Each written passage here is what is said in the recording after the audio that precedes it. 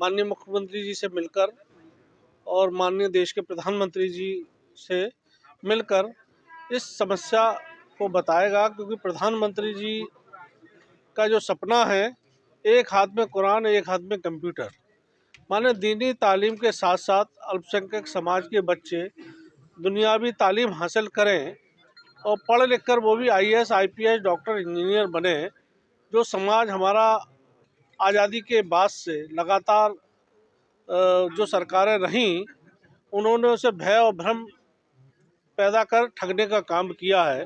वहीं माननीय मोदी जी की सरपरस्ती में और उनके कुशल नेतृत्व में समाज आगे बढ़ रहा है, पढ़ रहा है।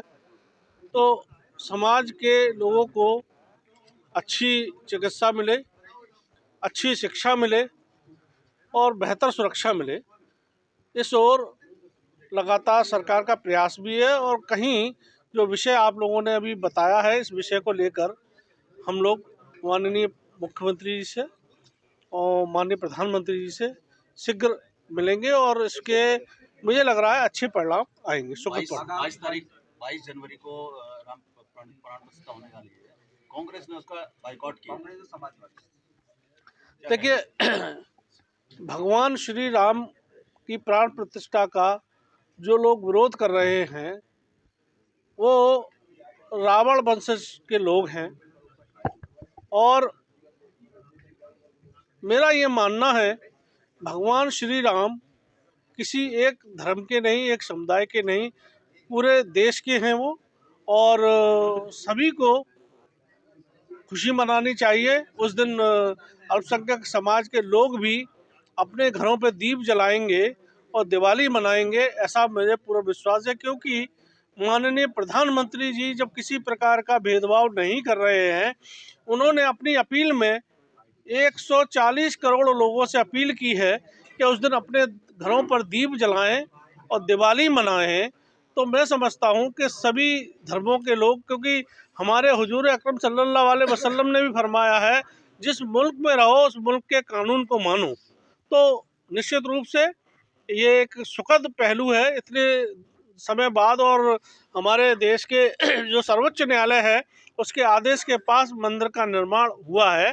तो मैं समझता हूँ इस, और मुसलमानों को भी मैं बधाई देता हूँ कि उन्होंने माननीय सर्वोच्च न्यायालय के आदेश का पालन किया।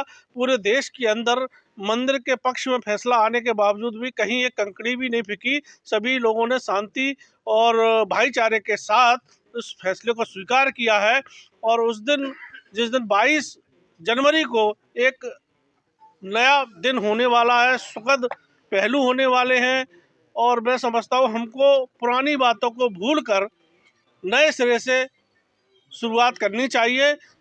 इस देश में गंगा जमनी तहजीब है, भाईचारे के साथ हम लोग रहते हैं। जब भी सब लोग एकता के साथ जब रहेंगे तभी हमारा मुल्क तरक्की करेगा। और मैं आपको एक चीज़ और बता दूं, पूरी दुनिया के अंदर जितने भी मुल्क हैं, हिंदुस्तान से ज़्यादा सुंदर मुल्क मुसलमानों के लिए और कहीं नहीं है।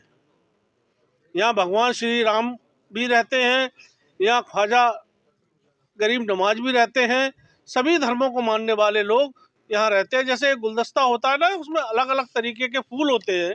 अगर एक उस गुलदस्ते के अंदर एक फूल मुरझा जाए तो गुलदस्ते की खूबसूरती ख़त्म हो जाती है।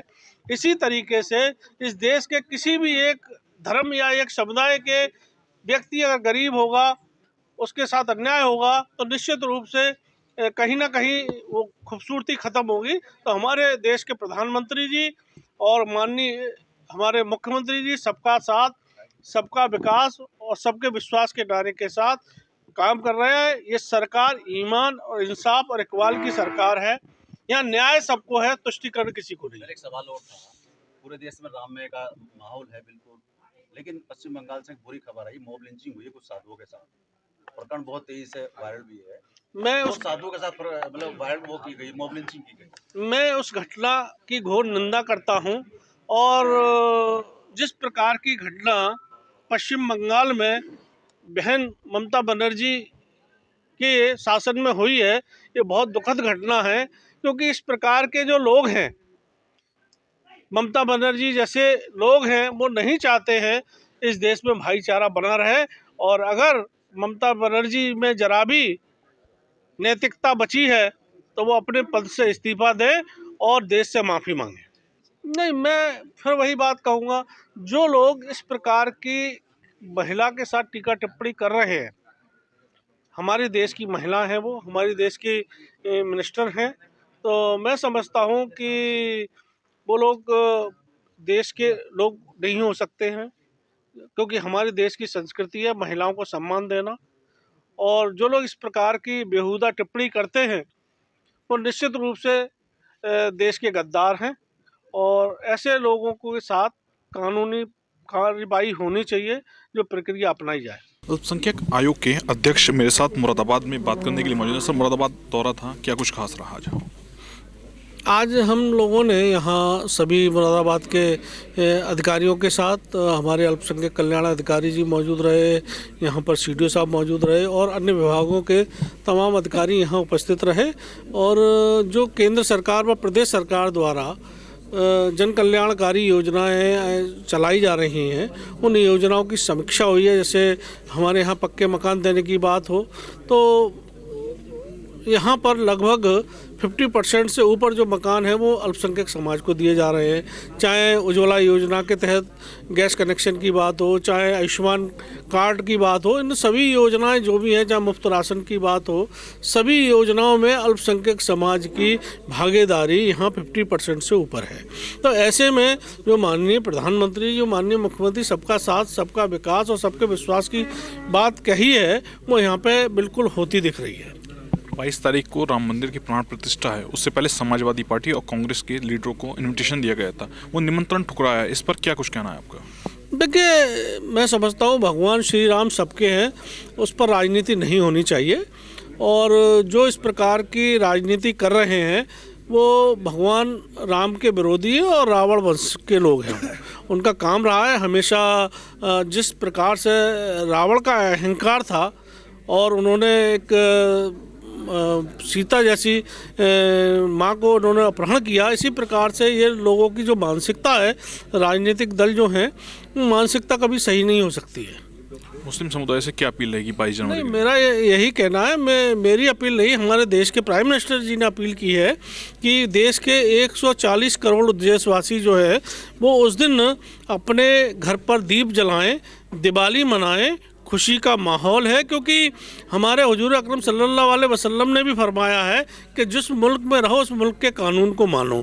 और इस मंदिर के निर्माण के लिए माननीय सर्वोच्च न्यायालय का आदेश था और मैं देश के मुसलमानों को धन्यवाद देता हूं, उन्होंने उस सर्वोच्च न्यायालय के आदेश को अक्षर से पालन किया। कहीं भी मंदिर निर्माण में किसी प्रकार का किसी मुसलमान के द्वारा कोई विरोध दर्ज नहीं किया गया है और पूरे देश का मुसलमान इस समय खुशी व्यक्त कर रहा है। अपनी जगह जगह पुष्प वर्षा भी हो रही है और अपने घरों में दीप जलाएंगे और दिवाली मनाएंगे।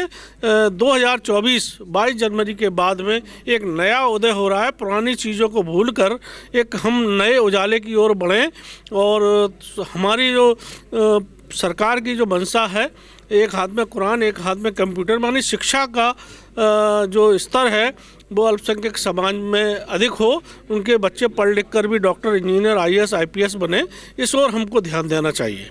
बंगाल में एक बड़ी घटना हुई है जिसमें लिंचिंग हुई है, साधुओं को पीट कर हत्या कर दी गई है, किस तरीके की स्थिति है बंगाल में, क्या कुछ कहेंगे? देखिए, वहाँ की जो मुख्यमंत्री हैं बहन ममता बनर्जी जी, वो इस प्रकार की घटना कराने की आदी हैं।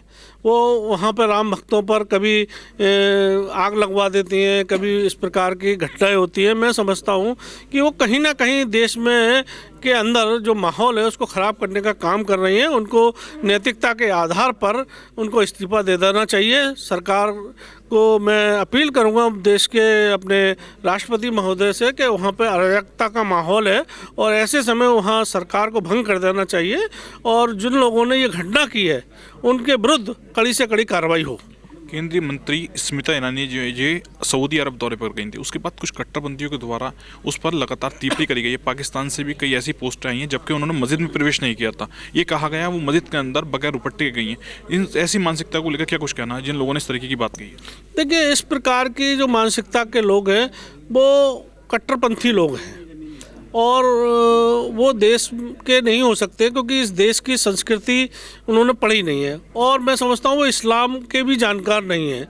इस्लाम में महिलाओं को क्या सम्मान दिया जाता है उनको शायद जो लोग इस पर टिप्पणी कर रहे हैं उनको जानकारी नहीं है, और वो भटके हुए लोग हैं, उनको समझ में आना चाहिए। और जिस प्रकार की वो टिप्पणियाँ कर रहे हैं, मैं मांग करूँगा माननीय सरकार, अपनी सरकार से कि उनके विरुद्ध कानूनी कार्रवाई हो। यूपी अल्पसंख्यक आयोग के अध्यक्ष मेरे साथ मुरादाबाद में बात करने के लिए मौजूद थे, जिनसे कई महत्वपूर्ण बिंदुओं पर चर्चा की गई है। शारिक सिद्दीकी, TV9 मुरादाबाद।